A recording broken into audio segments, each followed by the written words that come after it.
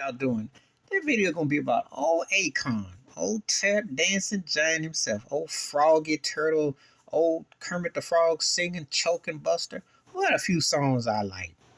I did the video where he was talking about Nick Cannon and how he was defending this thing, but he come out here comparing African artists to African American artists and said the differences. And he's using the lowest common denominator when he talks about African American artists.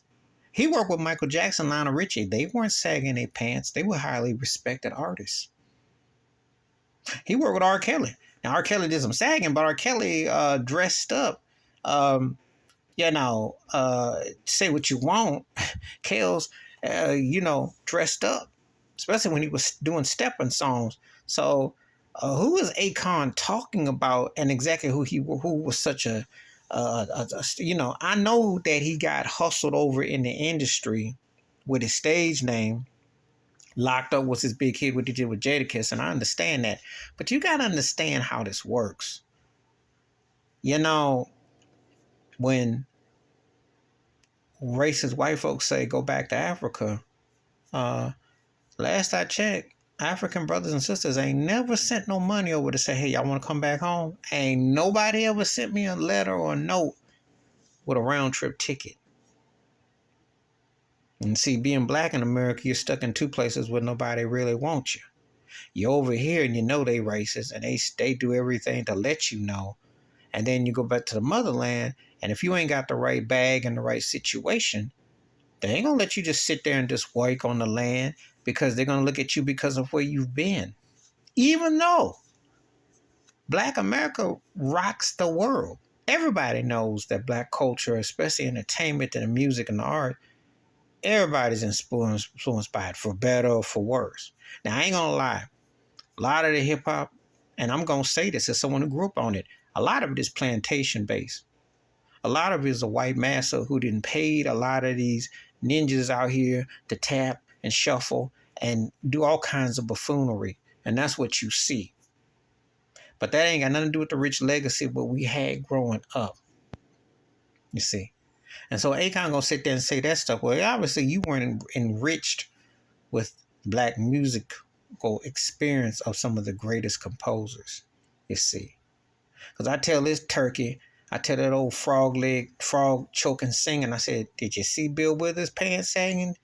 Did you ever see it? Did you see Donny Hathaway sagging? Did you see Sam Cooke sagging? Did you see Jackie Wilson sagging? Who are you talking about? And what are you going to generalize?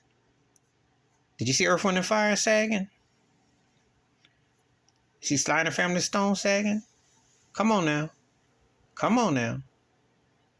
As sensual and as explosive and as sexual that Tina Turner was on stage, did you ever see her sagging? Did you see Donna Ross sagging? Did you see Aretha Franklin? Did you see Gladys Knight? Did you see Shaka Khan sagging? Did you see them sagging? I can go on and name a buku amount of African American artistry. That wasn't until the industry pushed hip hop's agenda and pushed what they want to push. But the old school hip hop wasn't sagging. Okay? You never saw Mr. Chuck D and Public Enemy sagging, looking out of place. Run DMC, you didn't see them sagging. You didn't see that. You didn't see Big Daddy Kane sagging. I'm just going to keep it up. KRS-One, come on now.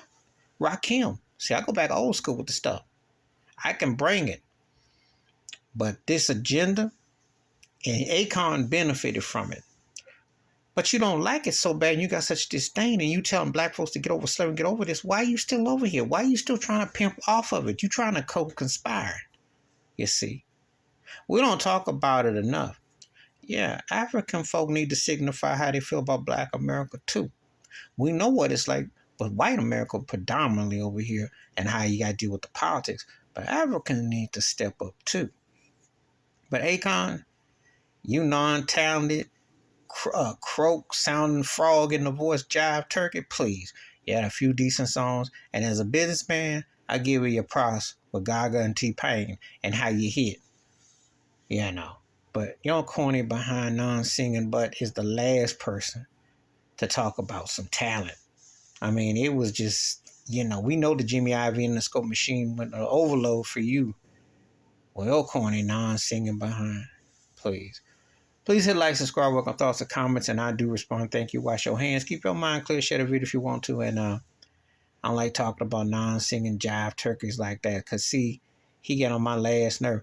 And it's always a problem when West Indies or people who look like me, but immigrant over here or something, got an audacity to speak about the Black American experience when we've had to deal with tuneful of how people treat it in Jim Crow America. And they come over here and get treated about near white, get acceptance because they didn't get enslaved or they didn't have to go through the Jim Crowism of here.